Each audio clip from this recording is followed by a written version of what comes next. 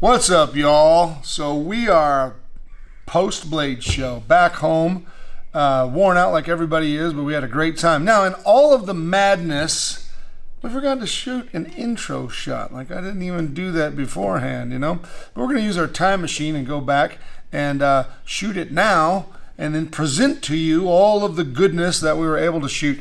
I got a hold of some of my favorite makers. We showcased some great stuff. We had a lot of great video from Blade Show, and we're going to share all that with you. I missed a lot of people too, so my sincerest apologies, but we will catch that on the next show we go to.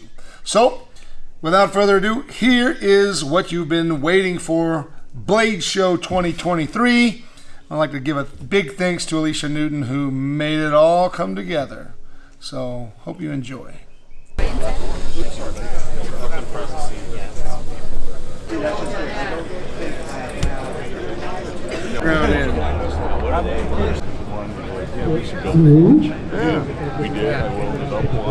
This is Charlie Ellis, one of my favorite knife makers. One of my favorite knife makers. What are you going to be doing? I'm set up with a mare braid with are? Josh Prince and Mareko and Neil and Walter Storles. And me?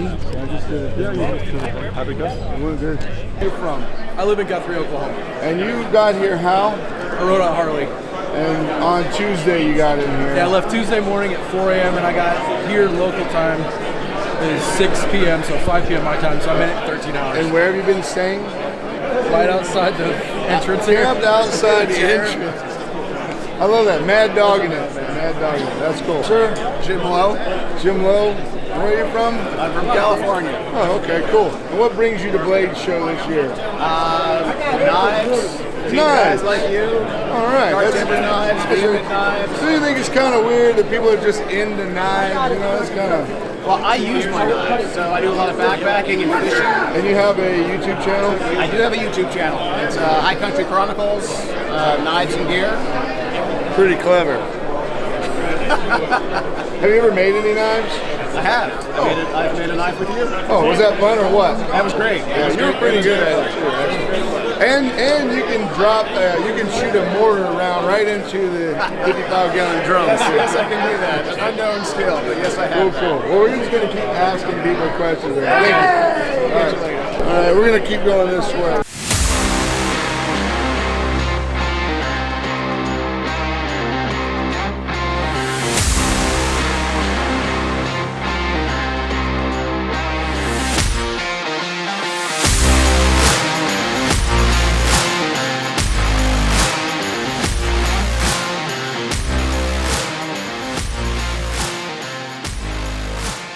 So, why are you here?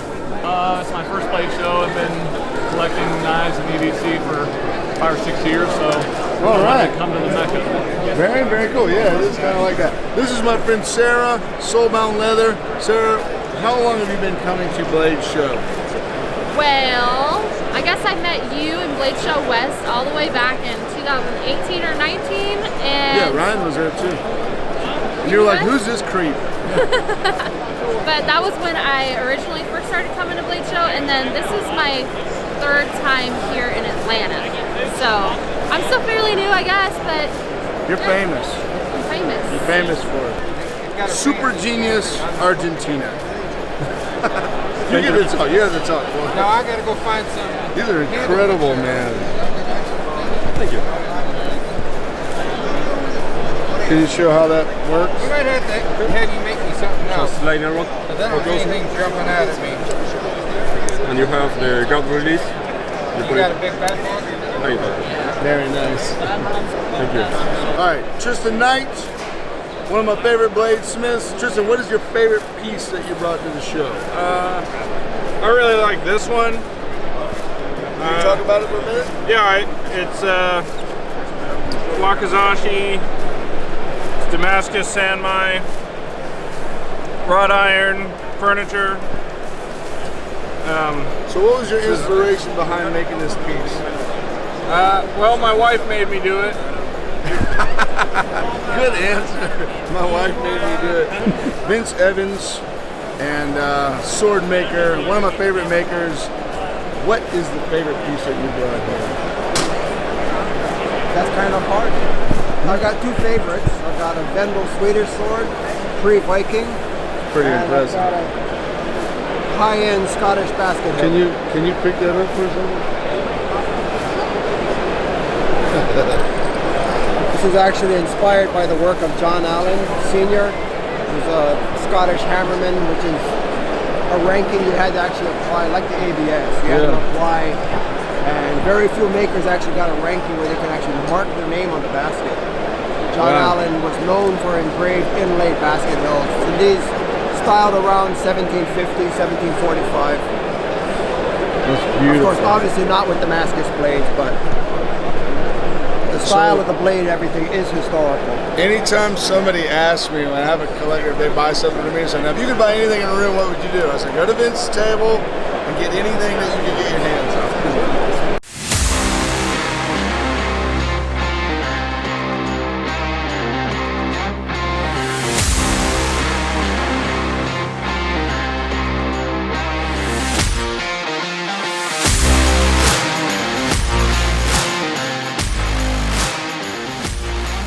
Steve Schwarzer, master bladesmith, the oldest master bladesmith, meaning that he is the oldest guy who received his bladesmith the longest time ago, and is still living, still active, still popular, and well-deserved induction into the Cutlery Hall of Fame. And I want to share that with you. I'm very happy to call him friend. He's always been awesome to me ever since the first time I met him. I think he was talking to Don Fogg, and they were floating on a magic carpet having a conversation about polishing blades. So I want to share that with you. Steve Schwarzer, master smith, great friend, and the wizard himself. And later on in life, I wrote a chapter in Dr. Jerome's book on custom folding knives. And I thought about that guy. He was so good to me. I think I made a C+ on my chisel, but that was the first hot piece of steel I ever hit. So I thought I'd look that guy up. Well, they're protected like ex-presidents. You can't get to them. So I had some friends that have special gifts, and I had them find that guy. And I found him. I called him up on the phone, and I said, is this Joe Hodges? He says, yeah. I said, were you a shop teacher at Emma Housley Junior High School? He says, oh, yeah. I said, well, this is Steve Schwarzer. Do you remember me? He said, oh, yeah. I said, I hope it wasn't all bad. He said, well, and I sent him a copy of that book. And basically, when you plant a seed in a young person, you never know what it'll grow into. And that's why I do what I do. But later on, I went to work in the aircraft industry. And I made some knife-shaped objects. That was back in the 60s. I call them knife-shaped objects because we took a piece of stainless steel we found on the job somewhere, had no idea how to heat treat it, what kind of steel it was. And we grind out a thing that looked like a knife, put a handle on it, that was our knife. But they were actually knife-shaped objects. And then I stopped, and then in 1972, I'd moved to Florida and doing heavy rigging, working out of the Boilermakers Union. And they had ship fitters and tank builders and blacksmiths, and there were no blacksmiths left in the local, so I bought a book by Alex Beeler, and there was a page and a half on forging knives. And when I turned that page and read it, it lit a fire that never went out. And so I began to explore that. And I started making knives, and I was doing them. Everybody says you can't tear up an anvil. Yeah, you can.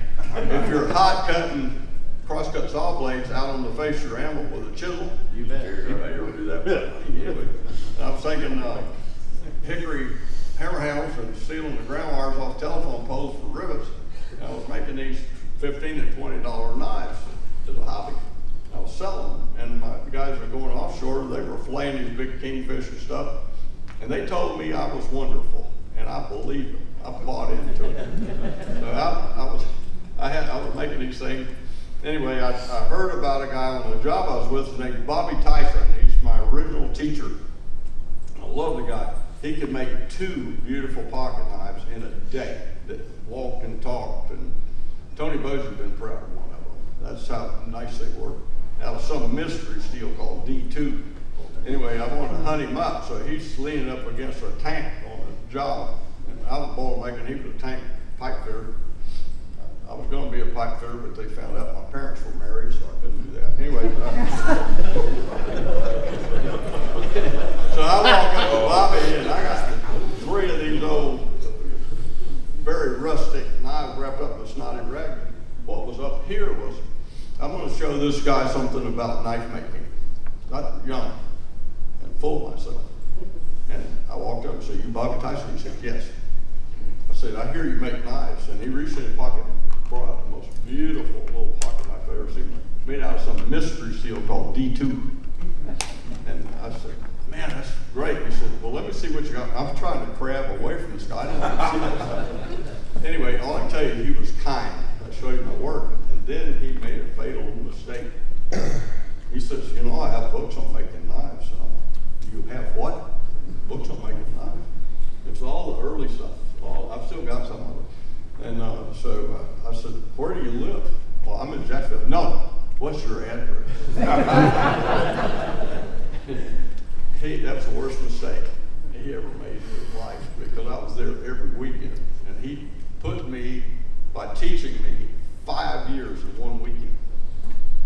And that's what I tried with Neil and these guys here. I surround myself with young people that are doing great things. Number one, it's a little bit self-serving, but what I found out as time goes on, you can't do it all. As much as you'd like to, you just run out of time. And at 75, I'm hurrying, I promise you. I wake up in the morning and go, "Man, I got another day. Yeah, let's go do something."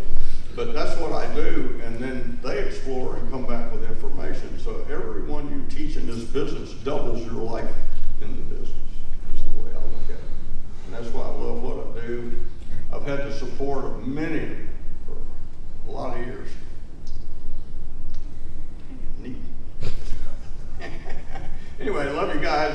I want to say thanks to Billy Ray Hughes and ABS that really helped me build a foundation. They got a set of standards to follow, and it really helped drive my business.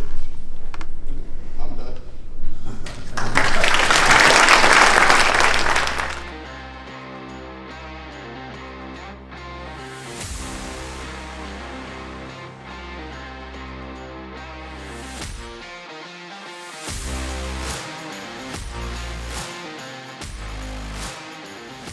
Hey y'all, this episode is brought to you by Night Elements. Night Elements is my own company, and one of my favorite knives that we're producing right now is the Hummingbird. This thing is the perfect size for everything, for everybody. You have no excuse. It's cheaper than getting Starbucks every week. So get one. I'd like to see you carrying it around. It has a injection molded sheath, hangs in there. Have all kind of different ways you can carry it. Has its own clip, or you could purchase an extra clip like this one, clips right in your pocket. So there's no reason you shouldn't have one of these, and I love it, and I know you will love it too. Thank you so much, and I hope you have a great day. Be a maker. Make a difference.